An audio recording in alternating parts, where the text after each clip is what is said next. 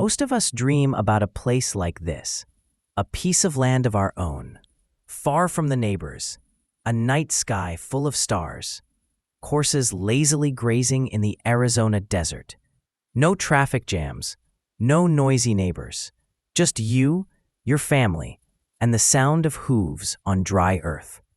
That was exactly the dream of John and Joyce Edmonds. In 1995, they bought a small ranch near Rainbow Valley, a place they called Stardust Ranch. Even the name sounds poetic already. Stardust Ranch. They came here to rescue horses, to give abandoned animals a new home, and for themselves, after years of exhaustion, to finally have a quiet place to grow old in peace. But there was one thing John didn't know. On the map of the paranormal community, the place he had just moved into would later be known by a very different name, Alien Ranch. On the very first night after moving in, John felt that something was wrong. It wasn't the howl of wolves. It wasn't coyotes circling the horse stalls. It was the feeling that someone was standing right next to the bed in a room whose door was completely locked. Have you ever woken up in the middle of the night absolutely sure someone was staring at you, but when you turned on the light, there was no one there? For John, that feeling didn't stop at just a sleep hallucination. He started seeing dark shapes slipping past the end of the hallway, objects slightly out of place that no one admitted to touching, footsteps on the tile floor while the whole house was asleep. And then, one night, John woke up and saw something that he believed was neither human nor a ghost.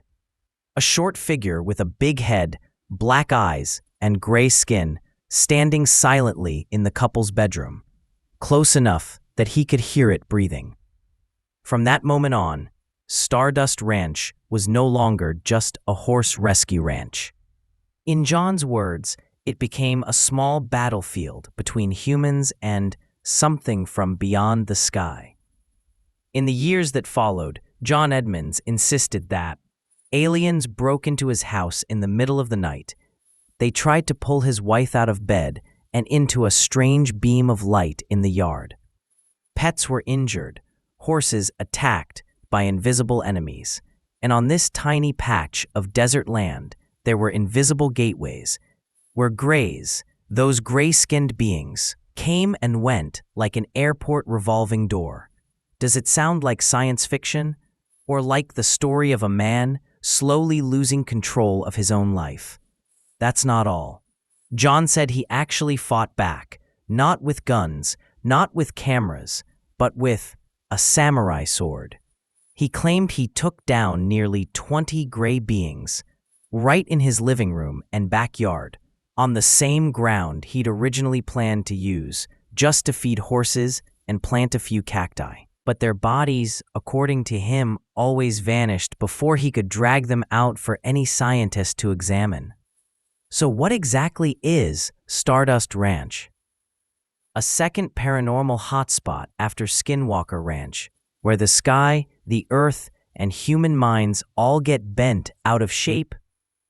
Or the story of a man living through isolation, financial stress, and chronic sleepless nights in the desert, who began to see what he believed were invaders from another world? In this episode, we're going to rewind the clock from the day John and Joyce signed the papers on their dream ranch to the day they put that same land up for sale for millions of dollars, with a bonus pitch: 2 portals to another dimension and a long history of battles with aliens. We'll walk through the strange first nights at Stardust Ranch, the abduction, portal, and gray stories John tells, the very real damage, the horses, the dogs, and their marriage itself. And finally, the most uncomfortable question: when someone claims they've been fighting aliens in their own living room, should we laugh, be skeptical, or listen more carefully? This is Tales from Stardust Ranch, the alien ranch of Arizona. And this is the opening chapter of a story about a peaceful dream dragged straight into the eye of the universe. Before Stardust Ranch became Alien Ranch, it was just a slightly scrubby piece of land out in rural Arizona. No night vision cameras, no TV producers flying in, no one standing at the gate talking about portals, extraterrestrials, or a guy swinging a samurai sword. Just the desert, some horses, and a few quiet previous owners. If you'd stood at the edge of that dirt road in the late 80s, looking toward this ranch, you would have seen a very familiar southwestern scene. A single-story ranch house, built in an older style, a wooden horse barn with a slightly rusty metal roof. A few faded white fences, clumps of cactus and dry brush tumbling in the wind. Far in the distance, the purple silhouettes of Arizona mountains at dusk. By day, the air was full of dry insects buzzing and horses calling. By night, the sky opened up like a giant cathedral, thousands of stars, the Milky Way smeared across the darkness like spilled milk. To most city dwellers, places like this only exist on postcards. Come live your Western dream. And honestly, before John Edmonds arrived, Stardust Ranch was just a tiny dot on a real estate map. About 10 acres of land, big enough for horses, enough space for a few barns, far enough from neighbors to be peaceful with a side of lonely. There are no official records saying any of the previous owners saw aliens, fought off greys, or watched portals open in the sky. If anything strange did happen back then, it was probably the very ordinary kind of strange. The occasional talk of odd lights over the horizon, coyotes howling all night and making the dogs bark. Local rumors that this land just feels off, casually swapped at bars and gas stations. But that's true for huge parts of the Arizona desert, where the temperature swing between day and night is brutal. Fatigue and dehydration play tricks on the senses. And the sky is so big that any moving L. On paper, Stardust Ranch at that time was simply a property with decent potential for horses, in a dry valley, far from town, at a reasonable price. In reality, it was just another small piece in the much larger puzzle of the American Southwest's high strangeness reputation. UFO stories, weird lights, and strange tales that have clung to the region since the 1940s and 50s. But like many other ranches in Arizona, people heard the stories, shrugged, and kept feeding their horses. No one thought that just a few years later, this place would be described in headlines as a ranch with 5 bedrooms, 4 baths, and possibly 2 portals to another dimension. Through all those years before 1995, Stardust Ranch just quietly existed. Summer dust storms, dry winters, time chewing away at fence boards, roof panels, and bricks. If anything was watching from above, a ship in the sky, or just owls perched on a power pole, it left no clear trace. The ranch simply waited, sitting on its little patch of desert, for the next owners to arrive with their own dreams, their own problems, and their own stories that only they could tell. And then, in the mid-90s, a married couple in a dusty truck turned onto that same dirt road and headed for the gate. They weren't coming to hunt UFOs. They weren't paranormal investigators. They were just John and Joyce Edmonds, 2 people worn down by their old life, hoping to start over with something very simple: rescue horses, live quietly, get away from the noise of the world. What did they see when they stepped out of the truck for the first time? Probably patchy sand and scrub grass, an old but fixable barn, and an Arizona sky so huge it looked ready to swallow the world. They had no idea that this, just another ranch, was about to become the stage for one of the strangest alien stories in modern folklore. And it would all begin on the V. When John and Joyce's pickup truck turned onto the dirt road leading to the ranch gate, They had no idea they were driving straight into a story that years later people would call Alien Ranch. To them, at that moment, it was just 10 acres of desert, a low, slightly old, but solid ranch house, a few horse stalls that needed fixing, and a future that looked easier to breathe in than their old life. Joyce opened the truck door, stepped down, and squinted in the Arizona sun. Hot wind blew past, carrying dust, dry grass, and a faint smell of old horse manure. Hear that? No traffic, no neighbors, just the wind. John stood beside her, hands on his hips, looking from the faded fence line out to the hazy purple mountains in the distance. In his head, everything was lining up. Here, he'd build a horse rescue ranch, a place for abandoned horses to heal. Here, Joyce wouldn't have to grind under city pressure anymore. Here, they could finally own the. If you paused the scene right here, it would just be another couple buys a ranch to start over story. A very American, very ordinary motif. Nobody looking at this frame would think of aliens, portals, or samurai swords. That first day, they were busy with the most mundane things. Carrying boxes, hauling bags, setting up the bedroom, checking the plumbing, electricity, and locks. Walking out to the barns to see what needed work. Joyce walked down the hallway, ran her hand along the wall, feeling the cool, slightly damp touch of a house that had sat still for too long. In the corner of the kitchen, traces of the previous owners still lingered, an old wooden shelf, a few stains on the wall where a fridge once stood. She tapped the countertop lightly. It's fine. We just need a coat of paint and a few replacements. That's all. John walked through the barn area, pulling a creaky wooden door along its track. Dust floated in the slanting sunlight. In his mind, a checklist formed.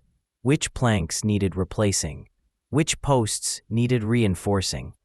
How long it would take before they could bring in their first rescue horses? Up to this point, Stardust Ranch was still a completely normal ranch. If there had been a camera rolling, you'd only see a middle-aged couple, tired but happy, trying to piece their life back together with wood, wire, and sweat. That night, they slept at the ranch for the first time. No neighbors nearby. No street lights, no traffic noise. Just desert wind pressing against the walls, the occasional coyote howl far away, and the wall clock ticking in the dark. Lying in bed, Joyce couldn't fall asleep right away. The air felt different, so quiet it was strange. Anyone who's lived in the city and then moves to the countryside knows this feeling. The kind of silence where your brain starts making its own sounds. Every tiny noise gets amplified. Wood expanding and contracting with the temperature, pipes creaking, wind slipping through the gaps in the door. She turned toward John. Do you hear that? Hear what? I don't know. Sounds like footsteps in the hallway. John chuckled. Old house, wood, wind. You know how it is. We'll check the floorboards tomorrow. They tried to sleep, but around 2 or 3 a.m., that time of night people like to call the hour when things shouldn't happen, John jolted awake. Not because of a loud noise, not because someone shook him, but because of a feeling, deep and animal. There's someone standing in the room. You might have felt this before. Eyes still closed, but you know someone is staring at you. John's heart sped up. He opened his eyes, but didn't turn on the light. Dim moonlight filtered through the curtains, just enough to outline dark shapes, the bed, the wardrobe, the dresser. And then he saw one more shadow, one that didn't belong to any piece of furniture. A short figure standing near the foot of the bed, silent, motionless. In the first few seconds, John's mind flipped through possibilities. An intruder? A neighbor who'd somehow wandered in? A fatigue-induced hallucination? He blinked. The figure was still there. Only when his eyes adjusted more to the dark did he begin to make out details. A head too large for its body, narrow shoulders, long arms. A body wrapped in a kind of dim, matte darkness, and two big, deep black eye sockets, like bottomless holes. John froze. This didn't look like a burglar. It didn't look like a drunk neighbor. It didn't look like the classic ghost in a white dress from horror movies. It looked like something he'd seen before on UFO book covers in an old town bookstore. A gray alien, big head, black eyes, gray skin. At this point, you could start asking questions. Could it have been a half-awake hallucination, sleep paralysis? Could it have been the combined shadow of furniture and a tree outside? Was John's exhausted, stressed brain just pattern matching it into an alien? Those are all reasonable questions, but for John, lying there in bed, a few meters from that thing, none of this felt scientific or psychological. It was pure, primitive fear. He bolted upright, hand fumbling for the light switch.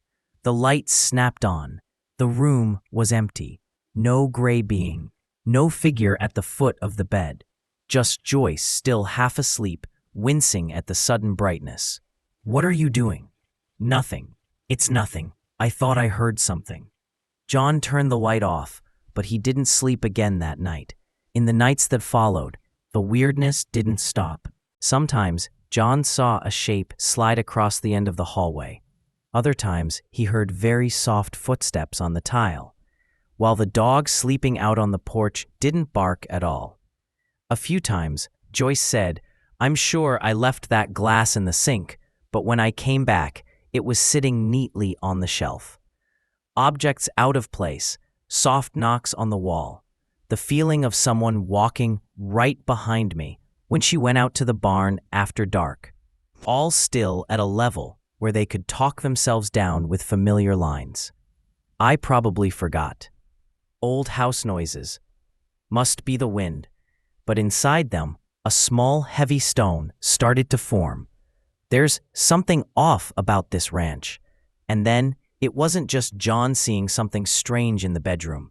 On another night, Joyce would later say she felt herself being pulled out of bed, gliding across the floor and John, the man who once saw Stardust Ranch as a simple horse rescue, began to believe he was living right on the border between the human world and something entirely different. But before we get to abduction and portals, we need to look more closely at their daily life. Isolation, exhaustion, the pressure of running a ranch and rescuing horses, and long, sleepless nights in the desert. Because those very human factors would shape how they saw, felt, and explained everything that happened at Stardust Ranch.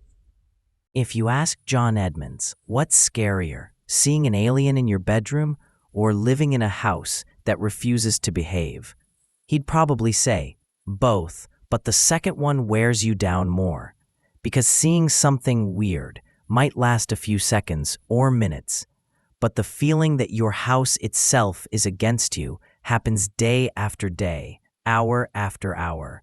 By day, Stardust Ranch looked harmless enough.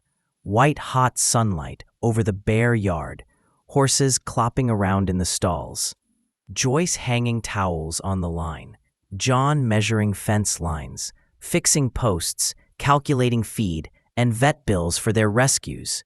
From the outside, their life didn't look much different from thousands of other small ranches scattered across Arizona. Except that, from the very first weeks, little things kept happening just often enough to give you a headache. Joyce spent more time inside the house than John, so she was the first to notice that the kitchen had an attitude. One morning, she followed a perfectly normal routine. Brew coffee, take out a mug, lay a few things out on the counter. She opened the cupboard, grabbed the coffee tin and sugar. Then, the phone rang. "Hello," This is Joyce. The call dragged on for 5, maybe 10 minutes. She walked back into the kitchen and froze. The coffee mug she clearly remembers putting in the sink after using it was now sitting neatly back on the shelf, dry, turned the right way, as if someone had just put it away a few minutes ago. Joyce frowned. Maybe I'm remembering it wrong. Maybe I never actually put it in the sink. The first time, you always think that. But then the same kind of thing happens again. She takes out a cutting board and a knife to prep dinner, sets them on the counter, turns to open the fridge, turns back. The cutting board is now propped upright against the wall. The knife is back in the drawer, as if they were never taken out. No clatter, no falling, no sounds, just things quietly back in place. At first, John doesn't think much of it. He's too busy with the barns and fences. Until one afternoon, he comes in from outside, clearly annoyed. "Did you take my big pair of pliers from the barn?" "No, I haven't even gone out there." "Then where the hell did it go?" He remembers very clearly using it to tighten a fence wire. He turned around for a moment, turned back, and it was gone. That night, they both go searching. Along the fence line, inside the barn, in the tool shed, even along the path from the barn to the house. Nothing. Maybe you brought it inside and forgot? Yeah, maybe. A few days later, they find it. Not in the house, not under a pile of hay, but hanging off a high wooden post, in a corner of the barn no one really looks at. Neither of them remembers climbing up there to hang it, and there's no good reason anyone would. Small things like that start piling up. A can of bug spray magically moves from the living room to the storage room. The gate keys disappear, then turn up in a drawer they never use. A coil of rope John knows he tied to a post suddenly appears wrapped neatly around a table leg inside the house. If you pull out each incident on its own and tell it to someone, they'll say, "You're tired, that's all, everyone misplaces stuff." But for the person living inside it, 1 or 2 of these a day, every day, your brain starts to crack. Night at Stardust Ranch came in 2 layers. The first layer was normal desert noise, coyotes howling, owls calling, wind slapping the walls, horses shifting in their stalls. The second layer was harder to name, very light footsteps on tile when the 2 of them were in bed, a steady knock, knock, knock from a fixed spot on the wall, something like fingernails dragging along a wooden tabletop in the living room. Some nights, John would lie there, staring at the ceiling, counting each knock. 1, 2, 3. He tried jumping up suddenly, flipping on the light, and walking into the living room. No one. No animals. Just a too clean silence. The kind of silence you get when something stops moving the second you step into the room. Joyce slowly becomes more frustrated with the feeling that her own house is gaslighting her. Put yourself in her position. She is 100% sure she did action X, and yet somehow, result Y sits in front of her, completely contradicting her memory. One day, she's getting ready to go out. She hangs the car keys on the hook in the kitchen, picks up her bag, walks to the door, remembers she forgot something, turns back to the kitchen. The keys are no longer on the hook. She scans the counter, looks on the floor, opens drawers, nothing. Annoyed, she calls John. "Did you take the car keys?" "No, I've been out by the..." They spend almost 10 minutes looking. Finally, Joyce absent-mindedly opens the high cupboard where they keep dishes, and the keys are sitting right there, all the way at the back. She never uses that cupboard for keys, and just by opening that door, her vague feeling of "maybe I forgot" instantly flips into "something is playing with me." This is the kind of thing many researchers call light poltergeist activity. No flying knives, no smashed plates, just constant little shifts that rewrite the line between what you remember and what's really there. This is where we have to hit pause for a second. There's an uncomfortable truth. Many of the things John and Joyce describe, from footsteps at night to objects moving, could have mundane explanations. Exhaustion from moving and working nonstop, financial stress from running a rescue ranch, isolation in the desert, away from social support, chronic sleep deprivation, on top of the fact that John already had an interest in UFOs and weird stories. In that state, the human brain is very good at connecting random dots into a big, coherent picture, into a story. A coffee mug just happens to be back on the shelf. You might have put it there and forgotten. Pliers hanging somewhere odd. You might have absent-mindedly hooked them there once. Mysterious knocks on the wall? It might be temperature changes, rodents, pipes.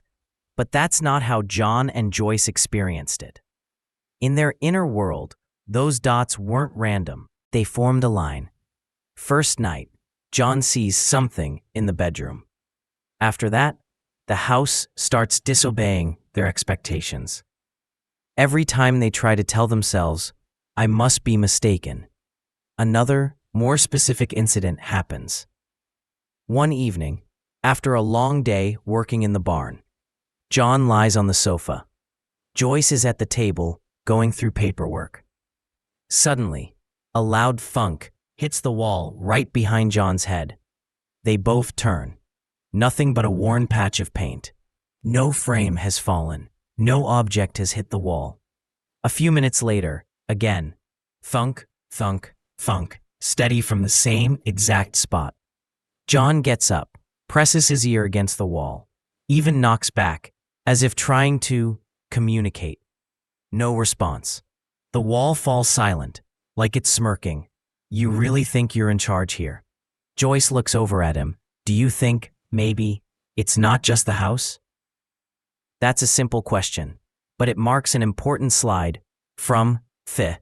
Once a person starts to believe that the ground under their feet belongs to something larger, stranger, and more dangerous than they are, every noise, every shadow, every small disappearing object becomes evidence of an unseen world. And soon, the small stuff, like coffee mugs and missing tools, would no longer be center stage. The story would shift toward more direct confrontations. Joyce being pulled out of bed at night, John facing grays in the living room, and the idea of invisible gateways at Stardust Ranch would start to solidify. But before the aliens step fully into the picture, there's one more layer we have to peel back. The very human pressures crushing the Edmonds. Money, health, loneliness. The kind of pressures that can turn any peaceful ranch into a resonant chamber for fear. Before we dive into the scene where Joyce is pulled out of bed and into talk of portals or abductions, we need to look straight at something much less mystical, but just as dangerous. Real life on a small ranch in the desert with two people and a whole lot of horses. John wasn't a millionaire. He and Joyce didn't buy Stardust Ranch as some kind of exotic lifestyle toy. They came here with a plan that was both beautiful and risky. Buy a ranch, turn it into a horse rescue, save abandoned and abused horses, make a living doing something they loved. It sounds inspiring, but where the word rescue is written on paper, real life spells out something else. Feed. Horses eat way more than you think. Water. In Arizona, water is real money. Vet care. Injuries, foot problems, colic. Infrastructure. Lumber, wire, fencing, roofing, everything costs. Month after month, the number on the bills climbed. Every time, John would think, just a few more adoptions, a few more healthy horses, and we'll be okay. But okay doesn't come easily in the desert. Stardust Ranch wasn't in some crowded subdivision. It was away from town, away from people, away from anything you could call bustling. By day, that sounded perfect. No one complaining about horses neighing, no traffic noise, no nosy neighbors. But at night, when there are just two people in an old house, wrapped in a wide ring of silence. That isolation changes color. No neighbors to pop over and vent to. No cafe down the street to escape to after an argument. If something strange happens, only two pairs of eyes see it, and the only people who can confirm it are each other. Did you hear that? Yeah, I heard it, so we're not crazy, right? Two minds, one closed-off space, and a string of small poltergeist-like incidents. It's the perfect environment for the brain to start weaving stories. To keep the ranch running, John had to work constantly. Early mornings feeding and checking horses. Daytime fixing fences, hauling water, cleaning stalls. Evenings handling paperwork and logistics. Nights sometimes spent checking on sick animals or simply lying awake listening for strange noises. Joyce, too, helping with the ranch, handling other work, and dealing with a house that refused to behave. Night after night, their sleep was chopped into pieces. And you know this already. Lack of sleep is powerful dye. It makes emotions stronger, fears darker, and everyday sounds a lot easier to misread as something ominous. In interviews, John recalls that they lived in a state of constant alertness, like soldiers on night watch in their own bedroom. That exhaustion was the background. One of the moments Joyce mentions most often is the night she believes she was pulled out of bed. Picture it. It's around 2 to 3 a.m. The house is dark. Wind seeps through the walls. The only sound is John's slow breathing beside her. Joyce says she was asleep when she suddenly felt a very strange lifting sensation under her body. Not the usual jerk you get when you're dreaming. Not ordinary sleepwalking. She says, "I didn't feel my feet push onto the floor. I felt like my whole body was sliding across the room, and I wasn't the one doing it." In the dim light behind her eyelids, she realized she was moving away from the bed. Not walking. More like being pulled while floating. In the hallway, the front door was somehow already open, and outside there was a white-blue glow. Not like a street lamp, not like moonlight.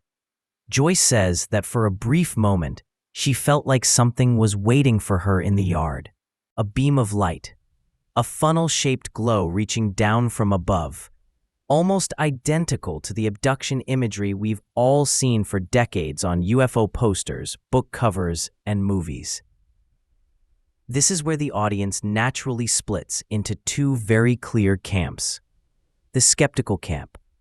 This sounds like sleep paralysis, a hypnopompic hallucination. In that state, your body can't move, you feel heavy or weightless, and your brain generates vivid sensations of being pulled, held down, or watched. And because Joyce was living in an environment steeped in UFO motifs, her brain could easily render the experience as an abduction scene. The believer camp. No, this is an actual abduction attempt. The glow outside is the beam from a craft. Joyce is being drawn up by some kind of tractor beam, and only John's intervention or some unknown interruptions stop the process. For Joyce, in that moment, there were no words like paralysis or hypnopompic imagery. There was. She tried to scream, but at first nothing came out, just a strangled sound, until finally her voice broke through. John bolted upright. In that first second, his mind was pure chaos. Where's my wife? Why is the door open? What is that light outside? Different versions of the story, told across different shows and interviews, vary in detail, but the core motif stays the same. John rushes out, pulls Joyce back, slams the door shut, and the two of them sit there, shaking, trying to process what just happened. At that moment, what they have is a raw experience, a chunk of memory that's intense, fuzzy, emotional, fear, panic, helplessness. But it doesn't stay raw. Over the next days and weeks, they tell the story again and again to each other, to friends, to people in the UFO community, and eventually to radio hosts, podcasters, TV crews. Each retelling emphasizes certain pieces, polishes emotional beats, fixes certain images in. Slowly, the experience I felt like I was being pulled out of bed turns into a case. That night, Joyce was almost abducted by aliens, pulled from the bed by a beam of light from a craft hovering over Stardust Ranch. After that night, the way John and Joyce viewed everything on the ranch changed. Strange lights in the sky? Could be ships. The feeling of someone at the foot of the bed? Could be a gray checking in. Noises in the house? Maybe they are looking for a way in. Animals getting sick or injured? Maybe the after effects of a visit they can't remember. The two of them had crossed an invisible line. Before, Stardust Ranch was just a ranch, plus some weird events, plus life stress. Now, Stardust Ranch became, in their minds, a hotspot, actively used or targeted by something non-human. And once you believe the place you live is a battleground between this world and another, every decision, when to sleep, when to turn on the lights, how to feed the horses, comes with an extra layer of tension. At this point, you can lean either way. You might say, this is a textbook example of how stress, isolation, and sleep deprivation can build a full paranormal narrative. Or you might say, not everyone under stress sees aliens. Something about this ranch must have been genuinely off to push them this far. What's certain is this. From this point on, the story would no longer just be about noises, moving objects, or vague sensations. John Edmonds was about to start doing something that set Stardust Ranch apart from most other haunted house stories. He decided to fight back. Not with cameras, not with priests, but with a samurai sword and the conviction that he was defending his wife, his animals, and maybe even the planet. In most haunted ranch stories, you see the same pattern. The owners are terrified. They hide in their rooms, and they just hope whatever's out there eventually goes away. Stardust Ranch is different. Here, the owner isn't just scared. He decides to fight back. And John Edmonds' weapon of choice isn't a crucifix or holy water, and not even the classic shotgun over the fireplace. He chooses a samurai sword. Long before Alien Ranch hit the headlines, John was already a bit of an unusual guy. He liked martial arts, preferred traditional weapons to guns, and owned a katana, the kind of sword people collect for its craftsmanship and history. As the stories about grays in the house piled up, for John, this wasn't just weird stuff happening. He started seeing them as intruders, breaking into his home, threatening his wife, putting his rescue horses at risk. And if they were intruders, whether from the next town over or from Ano, in many interviews, John describes taking the katana down from its display and making a decision. If they come back, I'm not just going to stand there and watch. Picture the scene. It's late at night. Joyce has gone to bed. Stardust Ranch is wrapped in darkness. John is still awake, sitting in the living room, lights off, maybe with nothing but the faint glow of a TV screen, or moonlight leaking in through the windows. In that quiet, he hears a very soft sound from the far end of the room. Not the horses, not the house settling, but something like bare feet on tile. His heart jumps. This isn't the first time he's heard something. But this time, maybe because he's had enough of being invaded, he decides he won't pretend it isn't there. He gets up slowly, keeping the room dark, letting his eyes adjust to the shadows.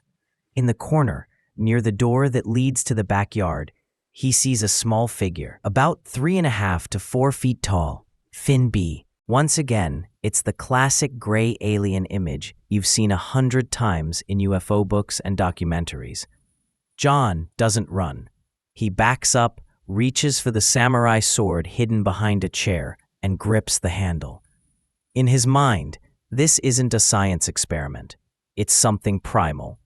This thing is inside my home. It has no right to be here. I need to protect my wife. From this moment on, John's story moves firmly into combat narrative territory. He says he charged at the gray, swinging the sword on instinct. At different times, he's described what it felt like when the blade hit the creature's body. Not like hitting a person or an animal. More like cutting into something dense and rubbery, without clear bone. Sometimes he says he saw something like dark fluid spray out, then quickly vanish. According to him, the gray let out a kind of silent scream, collapsed, and just as he was about to drag the body into a garage to store it, no corpse, no smell of rotting flesh, just a patch of sticky dark residue, which then dried up and disappeared. For listeners, this is where the line between believable and too much gets very sharp. Believers say, this proves they're not like us physically, maybe part interdimensional, which is why the body doesn't stay. Skeptics say, no body, no photo, no sample.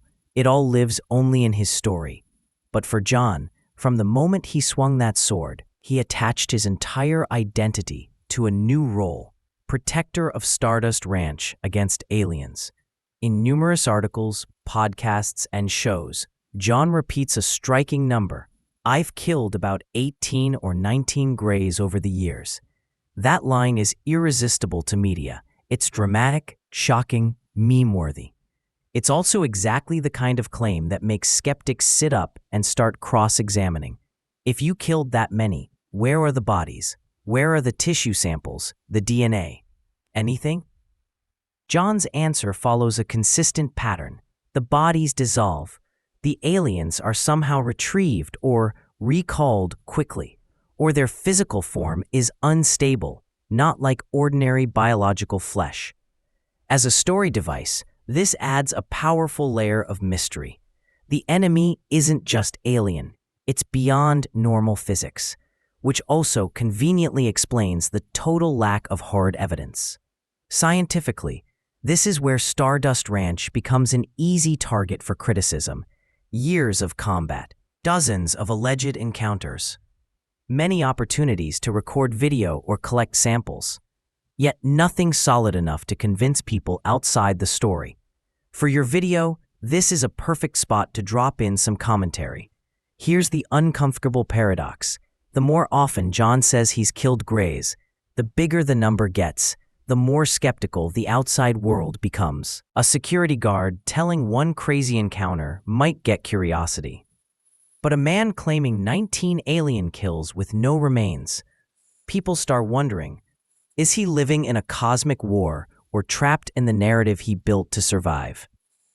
Whether you believe in grays or not, there's something very human in John's story. He truly believes that every night might bring another attack. He truly believes that this sword is the line between his family and whatever's out there. Imagine it, a middle-aged man in the middle of the Arizona desert, walking the house at 2 to 3 a.m., katana in hand, eyes scanning every shadow, every dark corner. In his head, the scenarios are constantly playing out. If they show up in the hallway, I'll block them from this angle. If one appears at the bedroom door, I'll stand here and hold them off. Even if no gray ever appears, that state of hypervigilance is enough to shred a person's nerves. Heart rate always elevated, brain always scanning for threats, sleep chopped into short, restless pieces. Every flicker of shadow reads like an enemy. From a psychological perspective, this is a recipe for chronic anxiety, hallucinations, and experiences that feel absolutely real, even without an external trigger. But from inside John's perspective, every sound he hears, every slash he swings, every time he feels like he's made contact, only reinforces his belief. I was right. They're real. And if I don't fight, they'll take my wife, my home, my ranch. Sooner or later, what John experiences at night doesn't stay confined to the ranch. He starts sharing it. with friends, with people in the UFO community, with radio hosts, podcast interviewers, and eventually with the Ghost Adventures crew when they visit the ranch. Each time he tells it, the story becomes a bit more fixed. From year X to year Y, I killed around 18 or 19 grays, always with this exact samurai sword. Their bodies dissolve, disappear, leaving only a strange residue behind. Media jumps on this, spinning eye-catching headlines. Arizona man says he's killed nearly 20 aliens with a samurai sword. Ranch with 2 portals to another dimension. Stardust Ranch starts to be compared to Skinwalker Ranch. Utah has the Disneyland of the paranormal. Arizona has the Alien Ranch, not just haunted, but with a homeowner who sees himself as a frontline warrior. To some people, this is the point where the whole thing becomes too over the top to take seriously. To others, this over-the-top quality is exactly what makes Stardust Ranch unforgettable. But deep down, there's a very human core. When someone feels constantly under attack, and no one else believes them or steps in, picking up a sword and declaring yourself the protector of Earth might be the only way to hold on to the feeling that you still have some control left. We can argue endlessly about whether the Greys were real, whether the sword ever hit anything physical, or whether portals exist over that patch of desert.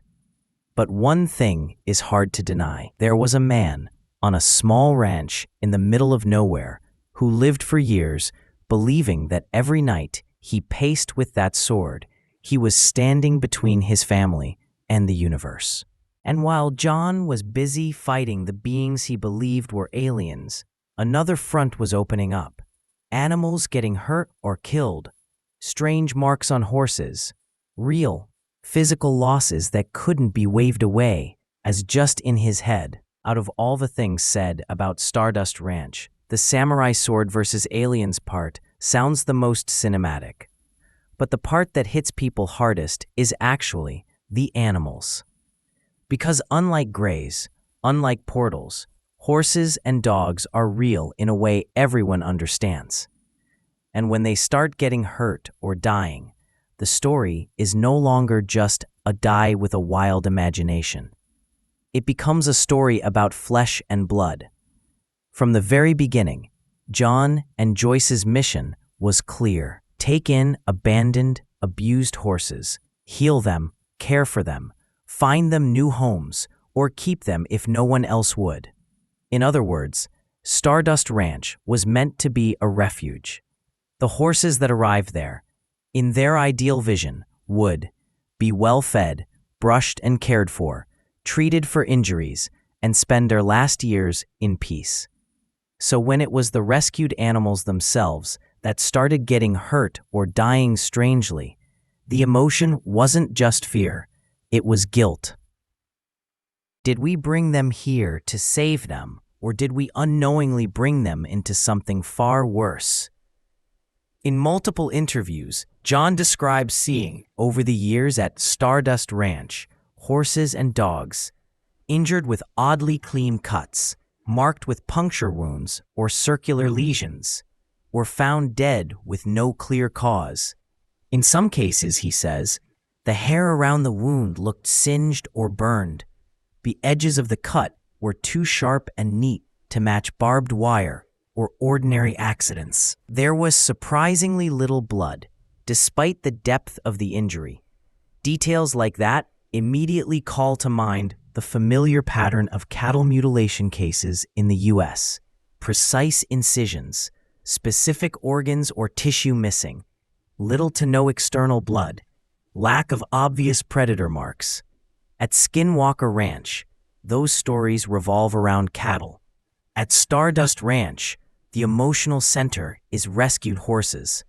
Alongside horses, Stardust Ranch also had dogs. Park guard, Pa. John claims that, at times, the dogs would bark aggressively at a specific patch of darkness in the yard. He himself couldn't see whatever they were reacting to. They'd charge after something he describes as invisible, and then come back with strange injuries. Some dogs returned with deep scratches that didn't look like bites or normal fights, stopped eating, became skittish or traumatized, or died suddenly with no clear explanation even after vet visits. From an outside perspective, you could chalk this up to snakes, wild animals, hidden hazards on the property, undiagnosed illness, environmental stress. But in John's eyes, each time a dog stared into empty space and growled, that was one more piece of proof. There's something here that human eyes can't see, but the animals know, and they're paying the price. Just like Terry Sherman with his cattle at Skinwalker Ranch, John's connection to the horses at Stardust wasn't only finance. Every rescue horse had a story. Dumped by previous owners, worked to exhaustion, injured and neglected, bought and then abandoned. Each time one died, especially in a way that felt wrong, John lost money, vet bills, feed costs, time, training. Faith that this ranch was truly a sanctuary, meaning the sense that this rescue mission was doing what it was supposed to do. For a man who saw himself as the protector, not only of his wife, but of these animals, each unexplained death felt like a silent accusation. You failed to protect them. That pain layered on top of the alien encounters and nightly patrols, turning the fight with Gray's story into something not just heroic, but deeply tragic. To balance the picture, your video can also bring in a skeptical perspective. Of course, we have to admit something. Arizona desert is not a controlled lab. It's full of things that can hurt animals. Horses can step on nails, get tangled. Dogs can get bitten by snakes, stung by insects, or pick fights with wildlife. Limited money and access to top-tier vet care can easily lead to missed or late diagnoses. From this angle, Stardust Ranch might look similar to many other rural properties. A place where animals routinely face risk, and where a stressed, fearful owner might interpret every tragic event through a paranormal lens. But inside John's lived reality, those weren't random ranch accidents. They were part of a pattern. Strange things in the house, a near abduction experience, nightly patrols with a sword, and animals getting hurt in ways he felt he'd never seen before. So in his mind, each injury wasn't just bad luck.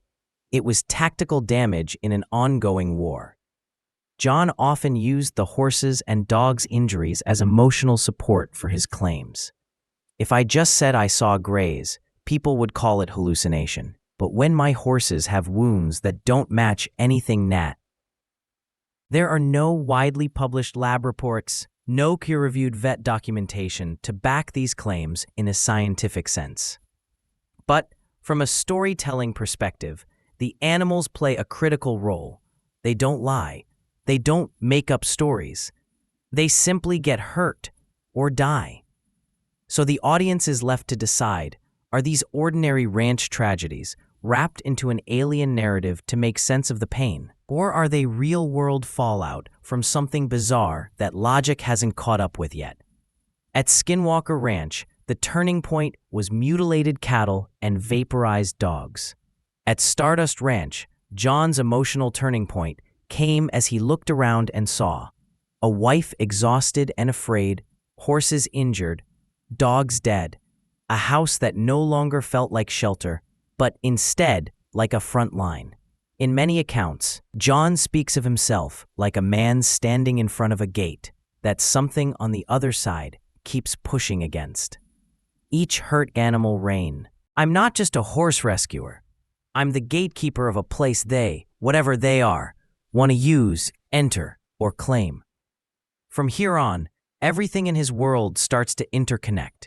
Lights in the sky, portal stories from other ranches, abduction lore, government UFO programs. The story of one little ranch in Arizona begins to fuse with the much larger mythos of Skinwalker Ranch, Roswell, decades of UFO folklore and conspiracy, and when a small horse rescue in Arizona starts being spoken of in the same breath as Skinwalker Ranch, you can bet the media won't stay away. For the first few years, everything that happened at Stardust Ranch stayed inside a very small bubble. John, Joyce, a few close friends, a handful of people in the UFO paranormal community. But like most strange stories, once it finds the right channel, it will leak out on its own. For Stardust Ranch, that channel was late-night radio.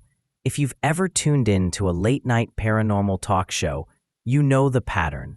A host with a calm, low voice, topics that sit far outside mainstream science, callers from all over, sharing stories they'd never dare bring up in a doctor's office or family gathering. For many people, those shows are the only place they can talk about the things that don't fit in normal conversation. UFO encounters, ghosts, cryptids, strange patterns they can't explain. John Edmonds quickly became one of the voices that grabbed attention. He wasn't just saying, "I saw a UFO once." He was saying things like, "I've seen grays inside my house.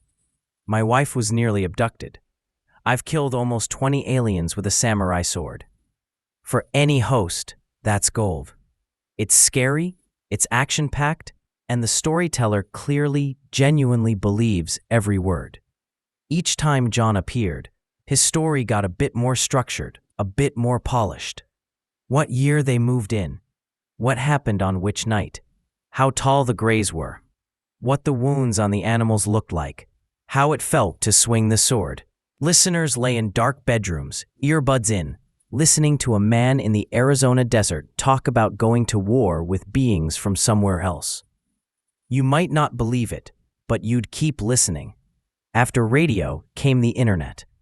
Clips of John's interviews started showing up on YouTube. Blog posts appeared, compiling the wildest quotes from Alien Ranch. Forums, subreddits, and Facebook groups started trading details. Is this guy crazy or onto something? Anyone living near there ever see anything weird? Why hasn't anyone set up secret cameras out there? Each time the story was retold, it changed a little. Person A added emotional emphasis. Person B tied it to Skinwalker Ranch and government UFO programs. Person C claimed they'd heard an extra detail from some other source. Over time, Stardust Ranch stopped belonging just to John. It became a kind of myth, template in the UFO paranormal community, a must-mention case when listing infamous locations, a counterpart to Skinwalker Ranch. There, scientists, censors, serious research. Here, one man with a sword and a lifetime of strange nights. The biggest mainstream jump came around 2016, when Ghost Adventures decided to film an episode at Stardust Ranch. Their formula is familiar: a group of investigators, night vision cameras, EMF detectors, and EVP recorders, arriving at a haunted or parano in Stardust Ranch with grays, portals, samurai sword battles, harmed animals, and an emotionally intense ranch owner was a perfect stage. In the episode, viewers get to see John walking the crew around. "This is where I've seen the grays appear the most. Over there in the yard is where I've seen a portal open, blue light and all. In this very room, I've used the sword on them." Stylized reenactments with shadow figures. The host whispering dramatically into his radio. "Did you see that shadow move? Our EMF just spiked right there." For fans of the show, this quickly cemented Stardust Ranch as one of the creepiest locations they'd ever visited. For many people, this was their first introduction to the ranch, but that first impression came bundled with aliens, portals, sword fights, and a rancher framed as the guy who fights off aliens at home. The story was now firmly branded. Media has a simple think. Extremely strange sells even better than strange. So when mainstream news and big websites touched Stardust Ranch, the headlines practically wrote themselves. Arizona couple selling ranch after years of alien attacks. 5-bedroom, 4-bath ranch, plus 2 portals to another dimension. Man claims he killed 19 aliens with a samurai sword. For audiences, this raises instant questions. Is this a clever PR move or the desperate exit strategy of a couple who can't live there anymore? But one thing is clear. By the time the story hits that level, it's not just what happened anymore. It's what happened, told in the most clickable way possible. Different outlets cherry-pick different angles. Some focus on the real estate listing and million-dollar price. Some focus on the samurai sword and alien kill count. Some lean into the portal comparison to Skinwalker Ranch. Some mock, some half believe, some simply present it as a curiosity. The result? To the public, Stardust Ranch stops being a home and becomes a symbol. Now imagine you're John. On one hand, you truly believe you and your wife are living through terrifying, ongoing events. On the other, the media has turned you into a character, the rancher whose sword fights aliens, guardian of Alien Ranch, the man with 2 portals in his backyard. In interviews, you can often feel the tension between John as a frightened, exhausted human being who feels alone and under siege, and John as the Alien Ranch guy who's expected to retell, amplify, and keep the legend going. When you tell the same story over and over to new cameras, new microphones, new audiences, the hard question is this still my memory, or has it become my script? That's not just a Stardust Ranch problem. It's a problem for almost every famous paranormal case. At what point does someone stop being a person and start being a role people? As videos, podcasts, and articles about Stardust Ranch spread, audiences reacted in different ways. Some treated it as pure entertainment. Turn on Ghost Adventures, dim the lights, enjoy the chills, then go to bed and forget about it. Others saw it as a serious UFO case, linking it to Skinwalker Ranch, abduction narratives, theories about portals and interdimensional beings, even leaked government programs about UFO research.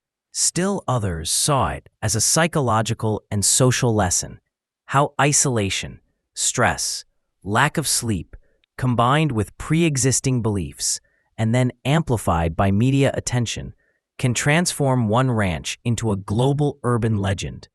Here, your video can take on a 4th role, not just retelling, not just debunking, but showing how a legend like Stardust Ranch is built, step by step. We like hearing alien stories.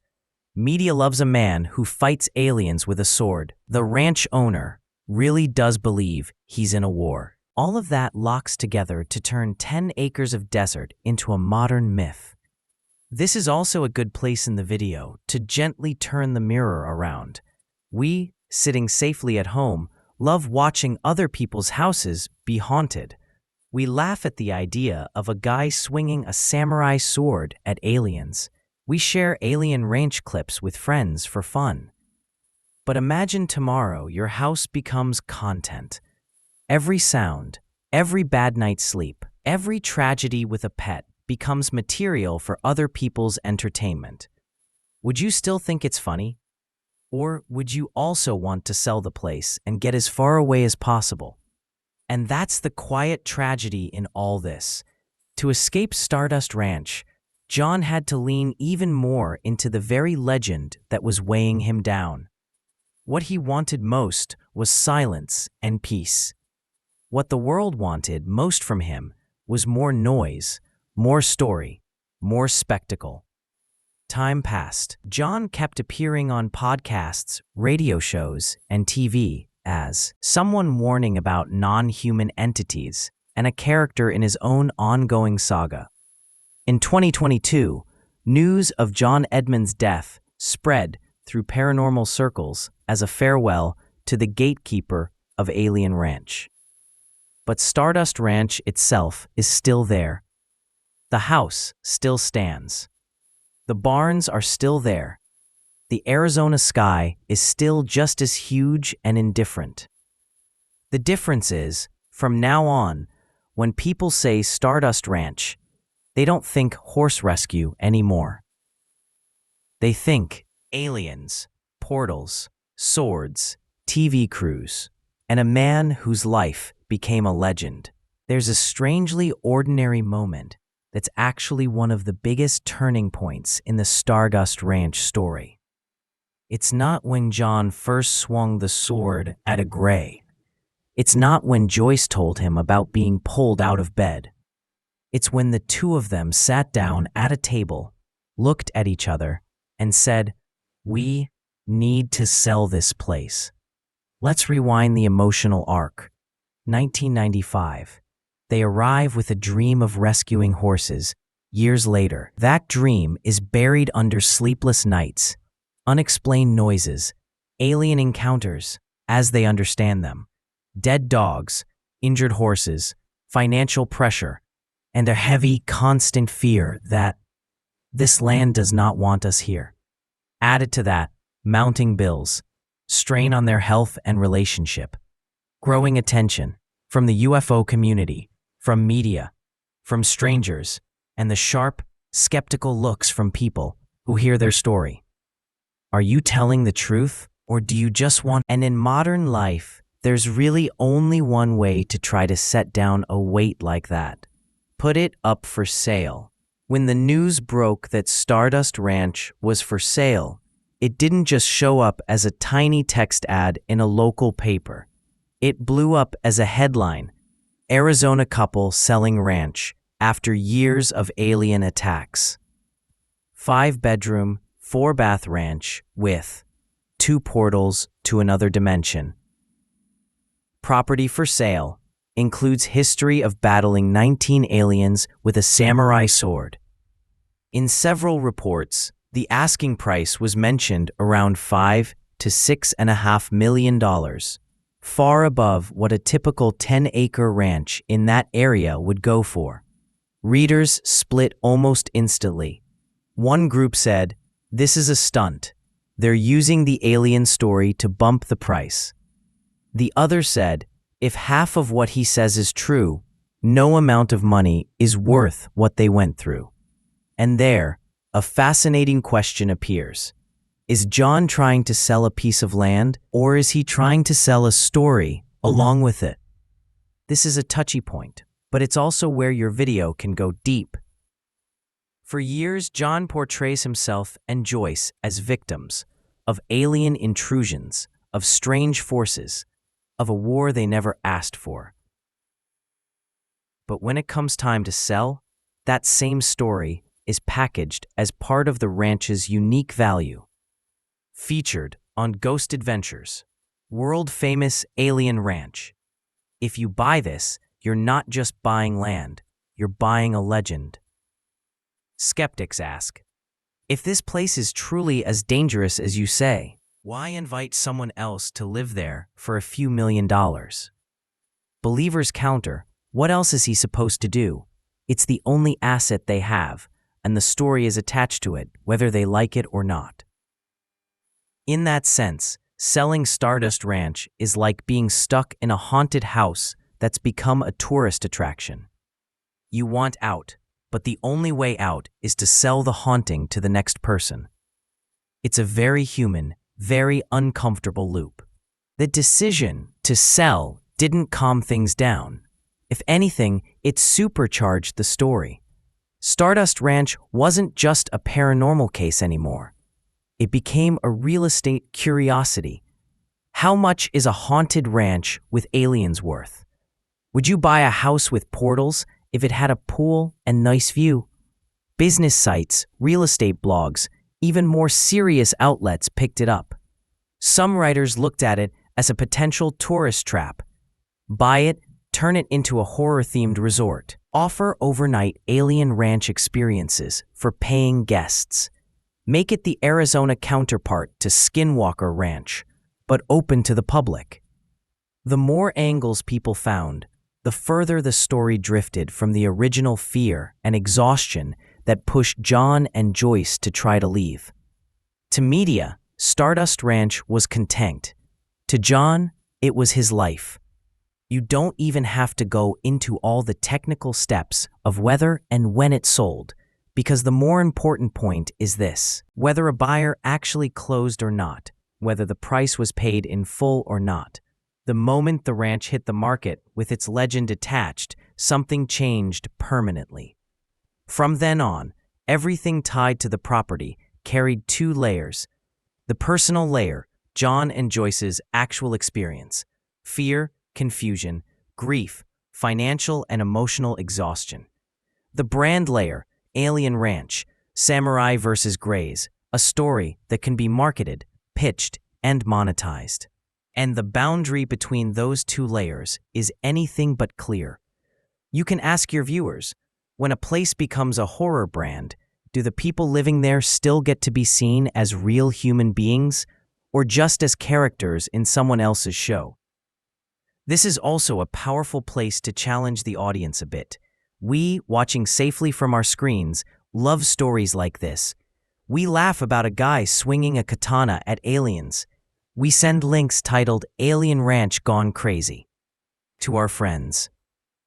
But if your home was the one people treated like entertainment, every noise, every bad night, every animal death picked apart on forums and in YouTube comments, would you still think it's just funny? And that's where the tragedy of the sale really sits. To get away from Stardust Ranch, John had to lean even harder into the very legend that had consumed years of his life. What he wanted most was to be left alone, in peace. What the world wanted most from him was more story. Time moved on. John kept telling his story, on podcasts, radio shows, TV, half as a warning about non-human entities, half as the central figure of a modern paranormal saga. In 2022, news spread in the paranormal community that John Edmonds had passed away, a final goodbye to the gatekeeper of Alien Ranch. But Stardust Ranch is still sitting there. The house is still standing. The barns are still weathering in the sun. The Arizona sky hasn't changed. When people say Stardust Ranch now, they don't picture a quiet horse rescue anymore. They picture aliens, portals, a samurai sword, TV crews, and a man whose life was welded to a legend he could never fully leave. In the next and final part, we'll zoom out. Compare Stardust Ranch with Skinwalker Ranch. Look at what their stories really say, not just about aliens or portals, but about fear, belief, media, and the human mind. When people talk about the weirdest pieces of land in America, two names almost always show up: Skinwalker Ranch in Utah, Stardust Ranch in Arizona. At first glance, it's easy to get hypnotized by the flashy details. Over at Skinwalker, immortal wolves, glowing orbs that vaporize dogs, orange portals in the sky, cattle mutilations. Over at Stardust, grays in the bedroom, a wife nearly abducted, portals in the yard, samurai sword battles. But if you dial down the movie trailer, energy, and look at the bones of both stories, you start noticing some very uncomfortable similarities and a few telling differences. Both the Shermans at Skinwalker and the Edmonds at Stardust start with extremely ordinary dreams. Buy some land, raise cattle or horses, live quietly, get away from the noise and stress. They didn't move there to chase UFOs. They didn't move there to film paranormal TV. They arrived with financial pressures, hope for a fresh start, a simple belief: if we work hard, things will get better. Then things slid downhill. The Shermans lost cattle, lost dogs, lost sleep, and eventually lost their peace of mind. Sold the ranch and left, drained. The Edmonds lost dogs, injured horses, shredded sleep, turned into alien gatekeepers against their will. Tried to sell the ranch for millions. With their life story, stapled to the listing. Very similar starting dream. Very similar ending feeling. Humans crushed between everyday life and what they believe are unseen forces. Both ranches have this in common. They're not about one sighting, or one ghost, or one UFO. They're about an entire ecosystem of strangeness. Skinwalker Ranch, UFOs, portals, poltergeist activity, giant wolf-like creatures, orbs that melt dogs, surgically mutilated cattle, underground noises, disembodied voices. Stardust Ranch, grays, abduction attempts, portals, mysterious animal injuries, light poltergeist activity, samurai sword, battles, strange lights in the yard, oppressive feelings in parts of the house. In both cases, the claim isn't, something weird happened once. It's more like, reality breaks down here on a regular basis. That's part of what makes them so captivating. Not just a ghost, but a mini-universe of high strangeness. It's also what makes them hard to swallow. The more layers you stack on, the more your brain starts wondering, are we really seeing many different phenomena? Or are we watching people map all their fear, stress, and confusion onto a single piece of land? One big difference. At Skinwalker Ranch, after the Shermans left, you get NIDS and later other research teams, scientists, cameras, sensors, radiation meters, data logs, experiments. They tried to capture and measure the weirdness, with limited success. At Stardust Ranch, there's no long-term scientific team on site. Apart from a few TV crews, we mostly have John's own testimony. The focus isn't observe and record, it's confront and fight. The symbolic images are totally different. Skinwalker, a researcher staring at graphs on a laptop. Stardust, a man with a katana, pacing his hallway at 3 a.m. One side tries to study the unknown. The other tries to stab the unknown. Both approaches have obvious limits. The Skinwalker research still hasn't provided definitive proof. John's combat hasn't produced any independently verifiable evidence. But together, they show two very human reactions when facing what we don't understand. Measure it, attack it. Another key difference, the role of the main human. At Skinwalker, the Sherman family are victims and witnesses. They eventually leave the place. The ranch is the star more than any single person. At Stardust, John Edmonds is not just a witness. He becomes the central character of the myth, the guy who fights aliens, the guardian of the ranch, the man with 18 to 19 alien kills under his belt. From a storytelling point of view, that's incredibly compelling. Clear protagonist, clear enemies, signature weapon, personal war. But it also makes Stardust Ranch easier to see as a deeply personal legend, where the main character is also the narrator and also the hero. That doesn't automatically make it false, but it does mean every time John retells his experiences, he's not just reliving them. He may also be rewriting and reinforcing his role in the story. If you strip away the aliens and portals for a second, you see a pattern at both ranches. New owners arrive with big hopes. They're living in isolated locations. They're under financial, emotional, and physical. They start noticing small, strange things. Noises, misplaced objects, animal behavior. They already have some cultural exposure to paranormal and UFO lore. Over time, everything weird gets grouped under one explanation. Something non-human is messing with us. In other words, when you combine isolation, chronic stress, lack of sleep, and a cultural backdrop full of aliens, ghosts, and portals, you've got all the ingredients you need to cook up a ranch-level legend. That doesn't prove it's all in their heads, but it warns us. The human brain doesn't just record reality, It creates meaning, especially when we're scared and alone. Both ranches are perfect case studies in how modern media works.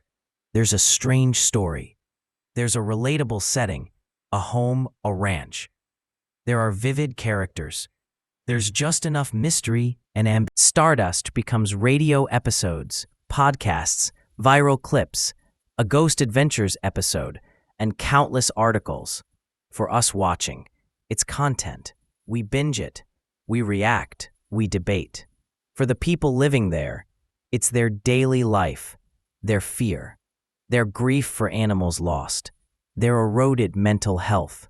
The core lesson: paranormal legends aren't just about things that can't be explained. They're about things that can't be explained, plus people experiencing them, plus the media retelling those experiences in the most gripping way possible. And sometimes, that last ingredient, the media, is the biggest part of the recipe. Maybe Skinwalker Ranch really does sit on some kind of space-time anomaly. Maybe Stardust Ranch really did have visitors that weren't human. Or maybe these ranches are mirrors. In the 19th century, people might have blamed demons, witches, or curses. In the late 20th and 21st centuries, we blame aliens, portals, interdime. The vocabulary changes. The underlying fears don't. Fear of losing your home, fear of losing your family, fear of being watched and violated, fear of being small and powerless in a vast universe or a harsh society. These ranch stories don't just ask, do aliens exist? They ask, what do humans do when life becomes bigger and stranger than they can handle? To wrap it up, you can leave your viewers with this. You don't have to believe John Edmonds. You don't have to automatically dismiss him either. Instead, you can carry a few things. Curiosity with caution. Be open to mysteries, but also be honest about the lack of hard evidence, the way stories morph under retelling, and the way media shapes what we see. Empathy for the people in the story, whether the phenomena were real, imagined, or some mix of both. It's clear that families like the Shermans and the Edmonds went through very real stress. It's easy to laugh from a distance. A mirror for your own fears. What scares you the most? Losing control? Losing loved ones? Being alone? If those fears took shape, would they look like ghosts, demons, aliens, or something else? And if you told that story to the world, how sure are you that people wouldn't call it insane too? Skinwalker Ranch might be the Disneyland of the paranormal. Stardust Ranch might be the alien ranch of Arizona. But we, the ones sitting in the dark with headphones on, get to choose how we treat stories like these. As cheap horror to consume and forget, or as crooked mirrors, reflecting our fears, our beliefs, and the way we treat people whose lives don't fit comfortably in the normal box. Maybe there are no grays at Stardust Ranch. Maybe there are no portals opening in the desert. But there are people who lived, loved, feared, and broke down on those 10 acres of land. And if there's any lesson worth keeping, it's not just aliens real or fake. It's when life doesn't make sense, how do we treat ourselves, our loved ones, and the stories we tell about what's happening to us?